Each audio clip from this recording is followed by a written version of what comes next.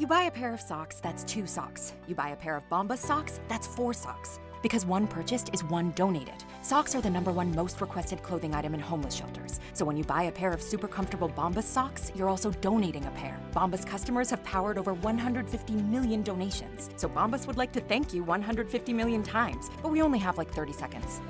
Go to bombas.com and use code AUDIO for 20% off your first purchase. That's BOMBAS.com and use code AUDIO at checkout.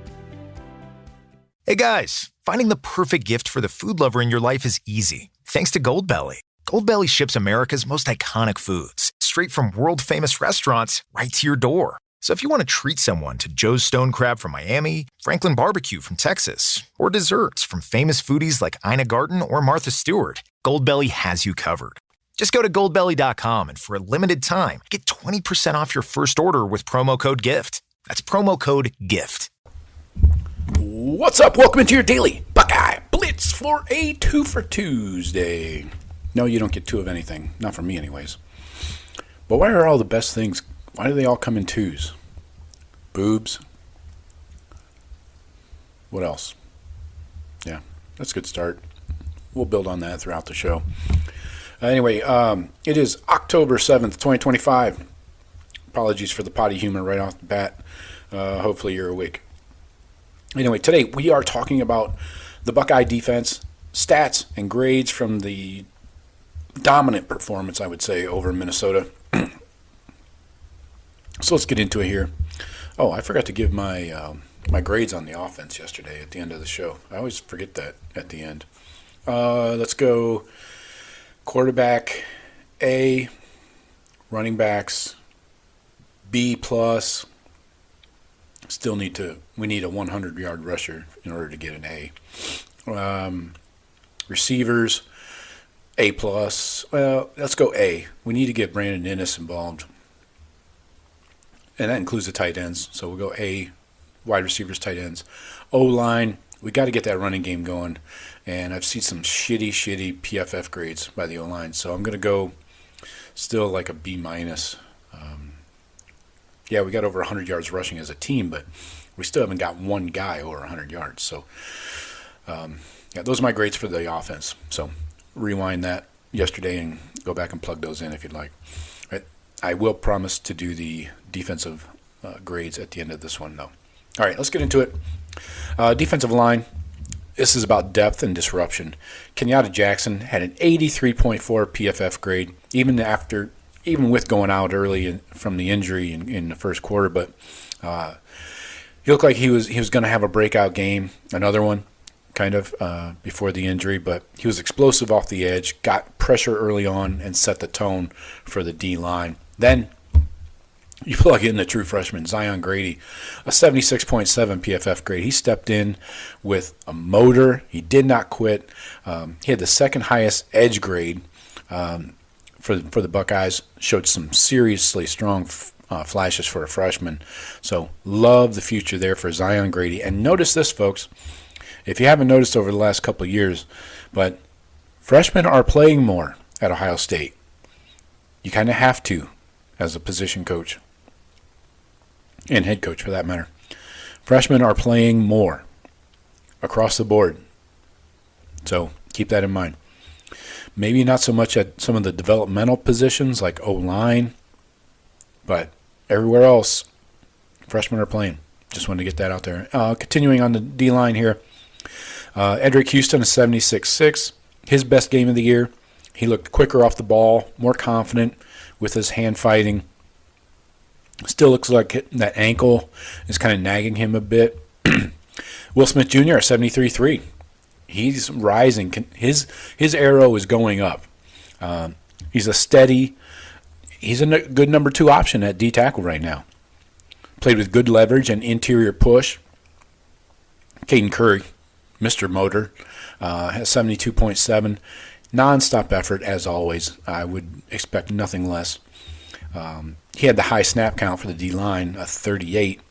He had consistent edge control. So. And then down in the middle, Taiwan Malone has a 62.4, Caden McDonald 58.7.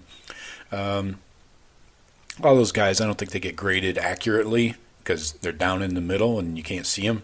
But McDonald still having a major impact on the game and eating up space. Didn't have the splash plays like the sacks and stuff this week, but still shutting down the run on the inside is his job. Depth. Yeah, Jarquez Carter got in there. Who else here? Bo Atkinson and Mickens. They had quiet days, but still, and kind of low grades, but they still were in there showing the depth. Also, Logan George played late in the game with some rotation reps there. Linebackers, physical, fast, and deep there as well. I mean, these guys are athletic freaks. Payton Pierce led the way in PFF grades, 74.9. His first career start and his highest grade at linebacker. He was good in coverage, showed strong run fits against the inside run, and played downhill with confidence. Yeah, that's what you want from your backers, right?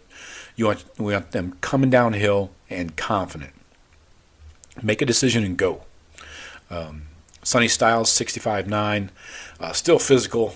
He's the enforcer, but a little quieter on the stat sheet. And he was involved in that short passing attack. Still need to work on his coverage skills. That has to continue to improve.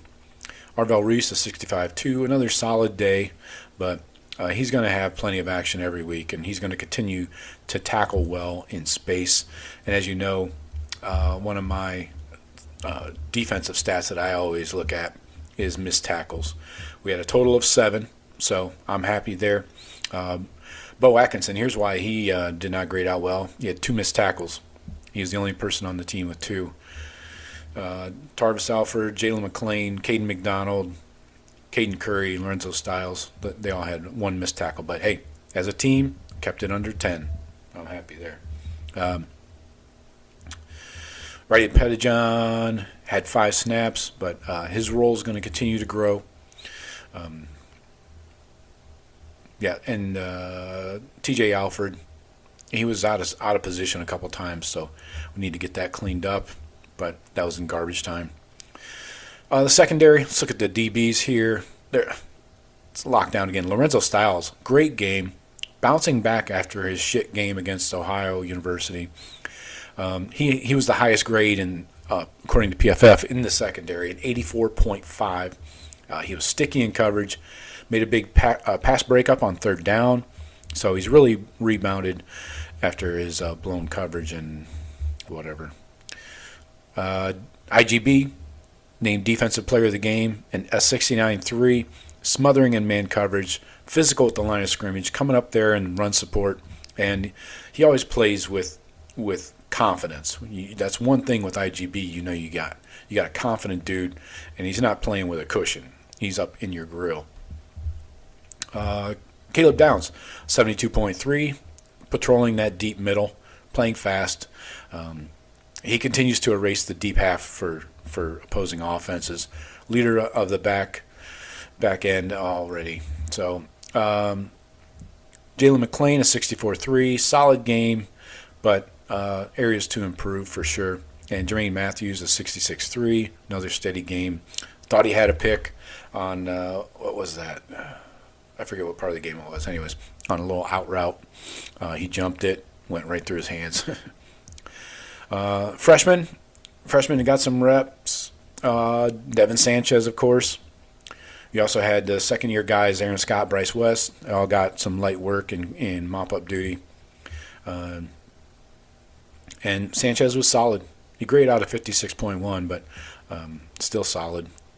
I'm not going to grill him for that. Some stats to know on the defensive side. The Buckeyes held Minnesota to 94 passing yards and 3 points. The Gophers had 66 yards on the opening drive, then just 35 yards on the next 7 drives combined. 5 3-and-outs. Still no red zone touchdowns allowed this year. 0. We're going into week 6. The Buckeyes have 5 straight games allowing 10 points or less. That's the first time since 1979, by the way.